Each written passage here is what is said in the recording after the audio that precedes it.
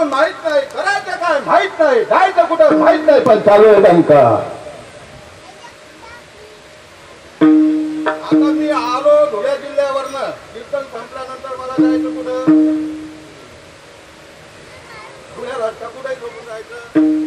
अरे जिथून आला तिथं जायचं राजा, हा व्यवहाराचा नियम आहे. मग परमार्थात मधनं आला कुठून? जिथून आला तिथं जायचं. आणि साधू संतांचं म्हणणं असं आहे, मुंगी पासून तर ब्रह्मदेवापर्यंत तुमचं आमचं सगळ्यांचं गाव एक आहे.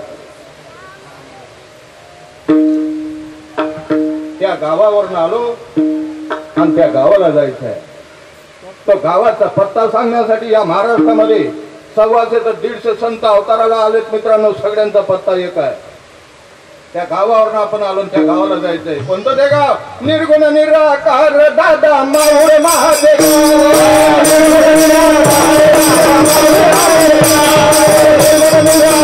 दादा माऊर महादेव.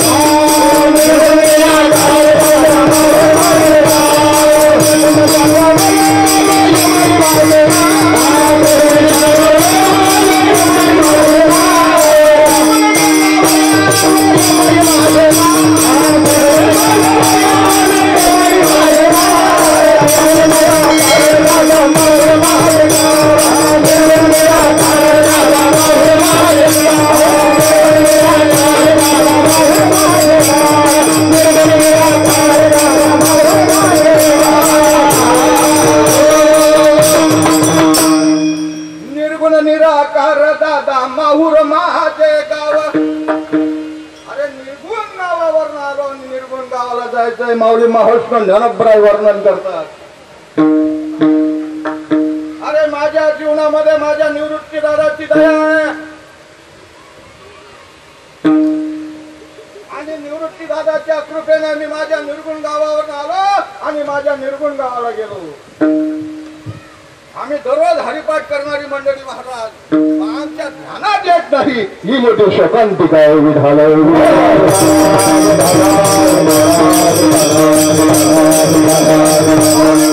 ज्ञानोबराय म्हणतात, माझ्या निर्गुण गावाला जाण्यासाठी माझ्या निवृत्ती दादानं माझ्या हातामध्ये निर्गुण तत्वज्ञान दिले. ज्ञानदेव म्हणे निवृत्ती निर्गुण आणि संपूर्ण आमचा पाठ आहे. ध्यानात नाही. माझ्या निवृत्ती दादानं माझ्या हातामध्ये ते निर्गुण तत्वज्ञान दिलं आणि त्या निर्गुण तत्वज्ञानाच्या जोरावर मी माझ्या निर्गुण गावापर्यंत पोहोचलो मित्रांनो. आणि ते निर्गुण साधन देण्यासाठी संत सुद्धा निर्गुणात आहेत. जे दिसतंय ती त्यांची उपाधी आहे. एवढं सांगण्यासाठी संत सुद्धा निर्गुण अवस्थेत आले. आला निर्गुण कोलाठी आला निर्गुण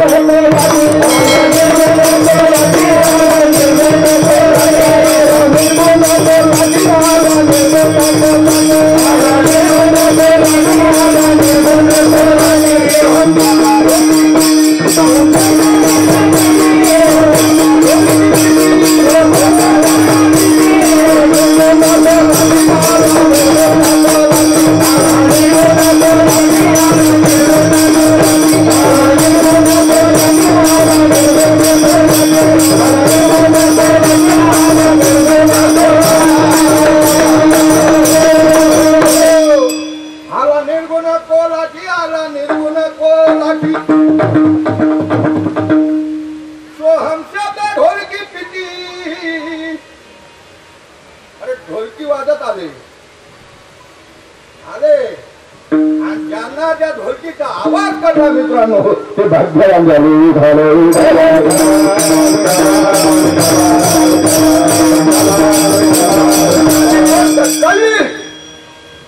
अरे भल्या भऱ्यांच्या नशिबाला नाही महाराज ही गोष्ट आहे. भल्या भऱ्यांच्या नशिबाला नाही. आले कसे गेले, आले कसे गेले. आजा मेला पंजा मेला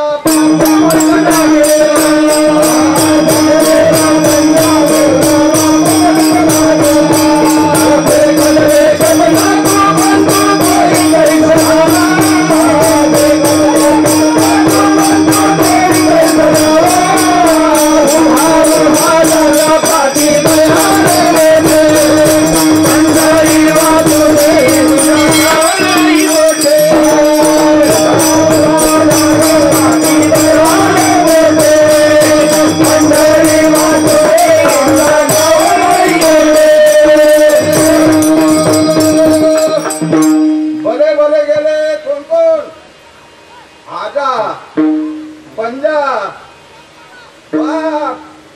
आज ना उद्या तुम्हा आम्हाला सुद्धा जायचंय मित्रांनो. हा मृत्यू लोक आहे. या मृत्यू लोकांमध्ये असा एकही जीव नाही की तो म्हणेल की मैं मर नाही सकता. अरे हो म्हटलं तरी जायचंय आणि नाही म्हटलं तरी जायचंय, कारण हे शरीर काळाचं भरकुट आहे मित्रांनो.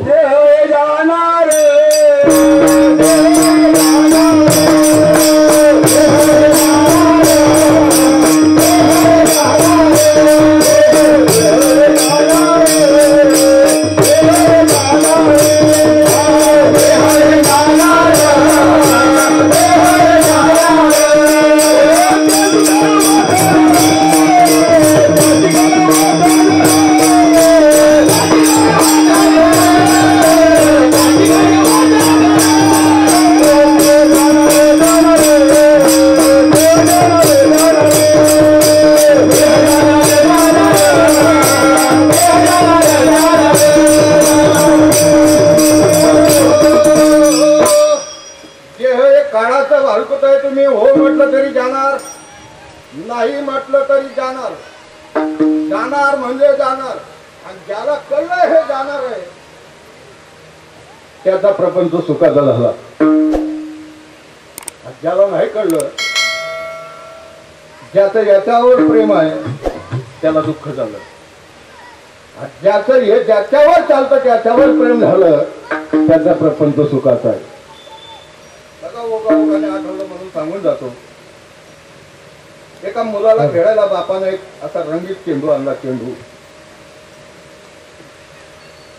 3-4 वर्षाचं बाळ. आणि बापानं सांगितलं, बाळा हा चेंडू तुला खेळायला आणला. मुलानं तो चेंडू बघितला आणि बापाला म्हणतात, पप्पा आपण चेंडू खेळू. पप्पा बोलतात, अरे मला आता ड्युटीला जायचंय, तुझ्या आईकडे जा आणि चेंडू खेळ. बाळा आईकडे गेलं. आईला म्हणता, आई आपण चेंडू खेळू. आई म्हणतो, नको मला आता स्वयंपाक करायचा आहे. उमऱ्याचे आजोबा बसले तर आजोबाकडे जा आणि चेंडू खेळ. बाळ आजोबाकडे आलं.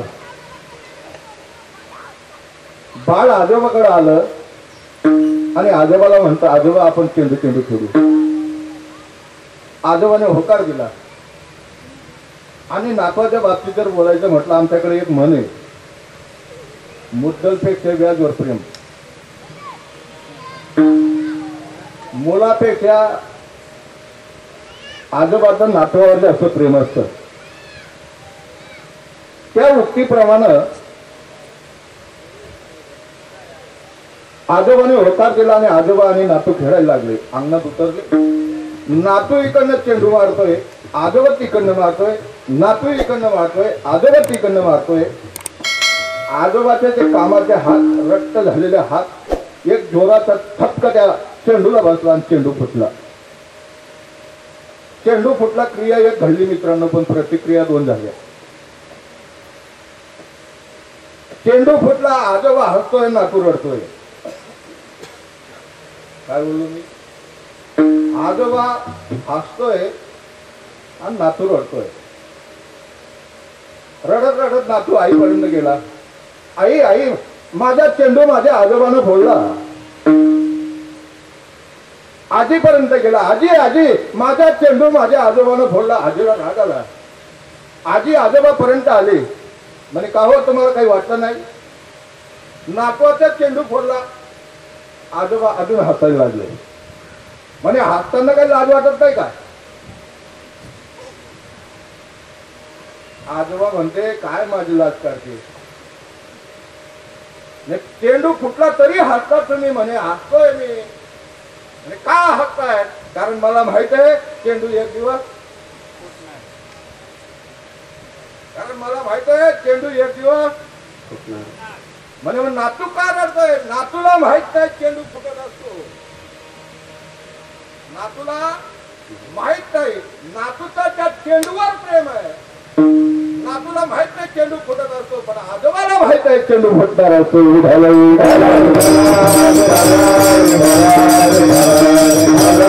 त्या नियमाप्रमाणे साधू संत म्हणतात एक दिवस हा जाणार आहे.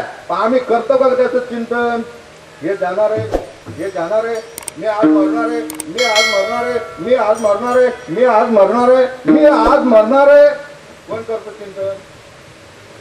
आज साधू संत म्हणतात अरे मरणाचं चिंतन केल्यानंतर परिणाम असा होतो मरण माझे मरून गेले, बदला केल्या. त्या पद्धतीने तुम्ही आपण देवाचं चिंतन करतो मित्रांनो, त्या पद्धतीने मरणाचं सुद्धा चिंतन केलं पाहिजे.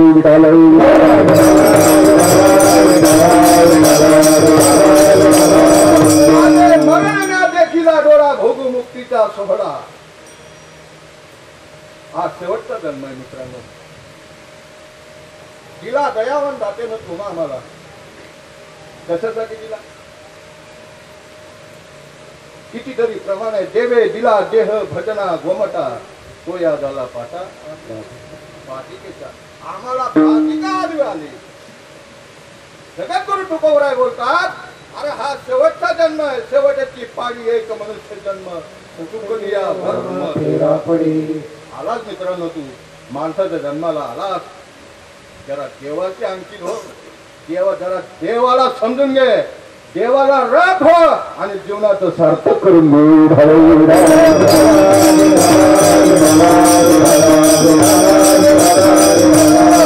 देवाच्या बाबतीत जर बोलायचं गेलं महाराज तर कोणाचं काय मत, कोणाचं काय मत, कोणाचं काय मत, कोणाचं काय मत. मला निंदा करायची नाही, पण वस्तुस्थिती पटवायची आहे. तुमचा आमचा देव व्यक्तात आहे, तुमचा आमचा देव मर्यादित आहे, तुमचा आमचा देव द्वैतातला आहे, तुमचा आमचा देव सगुणातला आहे. संतांचा देव अव्यक्त आहे, संतांचा देव निराकारातला आहे, संतांचा देव अद्वैतातला आहे. आणि इकडे साधू संत म्हणतात साहेब सबका बाप है लेकिन बेटा किसी का नहीं, आणि जो बेटा होके चाले वो तो साहेब नहीं. देव हा सगळ्या जगाच्या बापाचा बाप आहे, कोणाचा कोणाचा नाही. देव भावाच्या भावाचा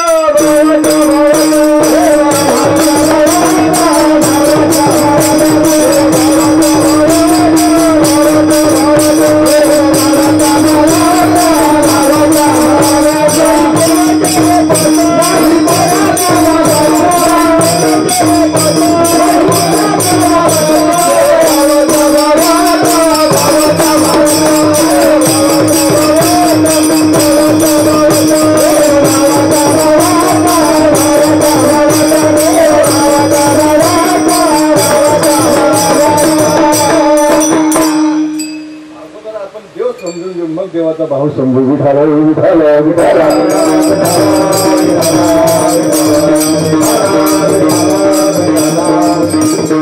तुम्ही आपण मनाचे देव तयार केले. साधू संतांच्या देवाच्या बाबतीत जर विचार केला ज्ञान देव प्रमाण आत्मा हाची निदान. तुमचे आमचे देव आम्ही मनाने तयार केले.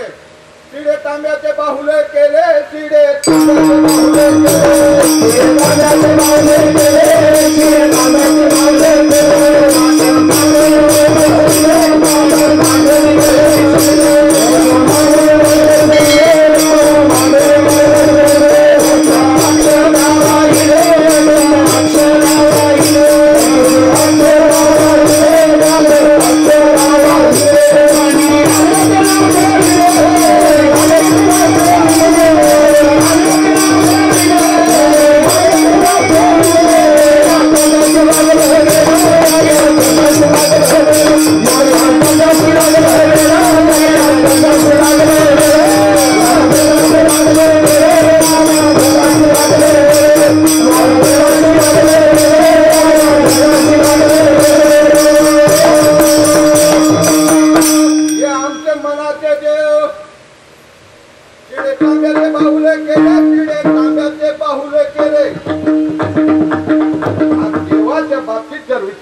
मित्रांनो. जसं दूध आणि दुधाचा पांढरेपणा एक आहे तसा देवाचा तुमचा आमचा संबंध एक आहे. दूध वेगळं आणि पांढरेपणा वेगळा जसा अलग करता येत नाही तसा देवाला आणि आपल्याला अलग करता येत नाही. जसा पाणी आणि पाण्याचा पातळपणा एक आहे तसा देवाचा तुमचा आमचा संबंध एक आहे. ज्या दिवशी देवानं तुमचा आमचा संबंध सोडला त्या दिवशी आपण या जगात नसायचो. म्हणून जोपर्यंत आहे तोपर्यंत गोष्ट समजून घ्यायची. माझा मित्र मृदंग वाजवतो. काय गौरव होतं तुझं ना भाऊ? मृदंग कशाने वाजवतोय तू?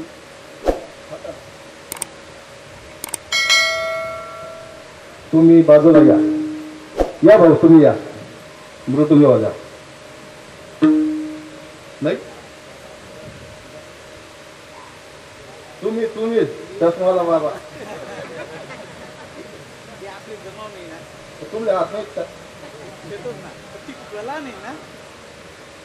हात नाही तर त्यामध्ये मी हाती मृदंग वाजवणार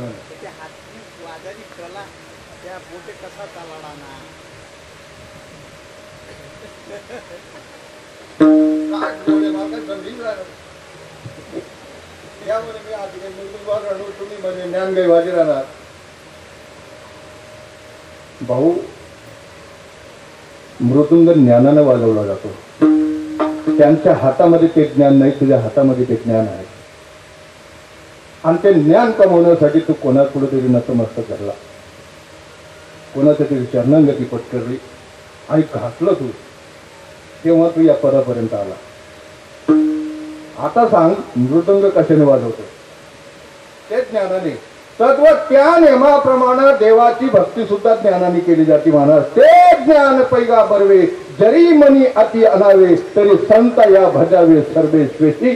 ते ज्ञान हृदयी प्रतिष्ठे, मग शांतीचा अंकुर फुटे, विस्तार बहु प्रगटे आत्मबोधाचा. आणि त्या ज्ञानाचं मात्र या ठिकाणी दुष्काळ आहे.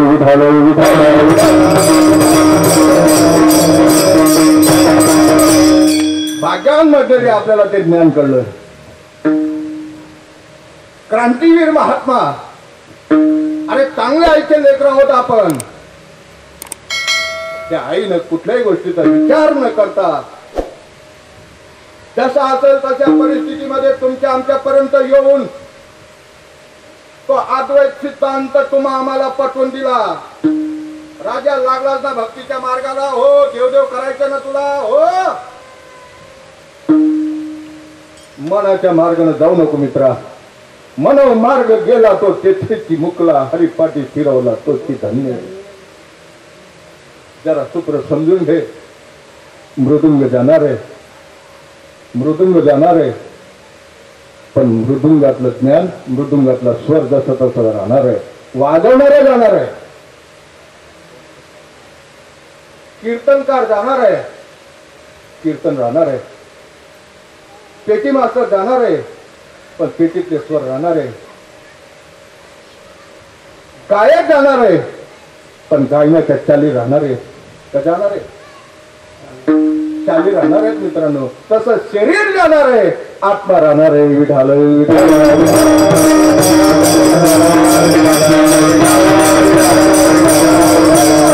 एवढं समजून घ्यायचंय, बाकीचं काहीच नाही.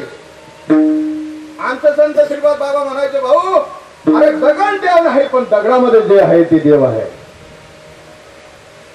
दगडाचा देव कोणी तयार केला? त्याचा कारागीर कोण? वडार. दगडाचा देव कोणी तयार केला? वडारानं. वडार त्याचा बाप झाला का नाही? आणि इकडे साधू संत म्हणतात सायाच फक्त बाप आहे, लेकिन बेटा किती का? दगडाचा देव केला, कोण त्याचा बाप बोला? आमचं साधू संत म्हणतात, अरे वडार त्याचा बाप झाला, वडार त्याचा